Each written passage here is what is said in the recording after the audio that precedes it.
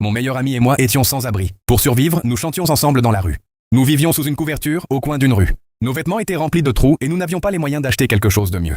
Chaque jour, nous nous réveillions et allions chanter I'll Be There de Michael Jackson à Times Square pour gagner un peu d'argent. Toutes les pièces que les passants nous donnaient, nous les partagions à parts égales, 50-50. C'était notre routine depuis aussi longtemps que je m'en souvenais. Jusqu'au matin où je me suis réveillé et où sa place était vide. Sa couverture et toutes ses affaires personnelles avaient disparu. Mon cœur s'est serré. Parce que quand on est sans abri et que quelqu'un disparaît du jour au lendemain, on imagine immédiatement le pire. J'ai couru partout en demandant à tous les sans-abri du quartier. Tu l'as vu? Toutes ses affaires ont disparu. Un homme a secoué la tête. Je crois qu'il est mort, mec. Ça arrive parfois. Ma poitrine s'est nouée. J'ai demandé à une autre personne.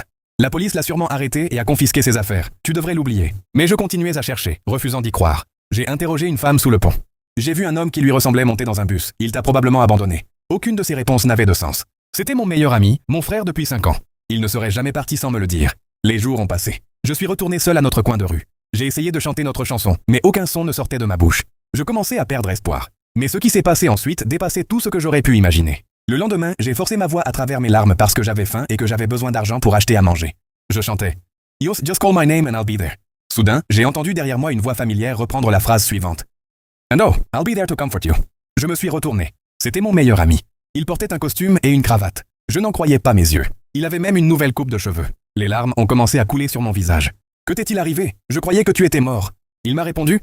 Un employé d'un refuge m'a entendu chanter et m'a mis en contact avec une église. Ils m'ont donné un appartement en échange du fait que je chante pour eux. Je tremblais. Pourquoi ne m'as-tu rien dit?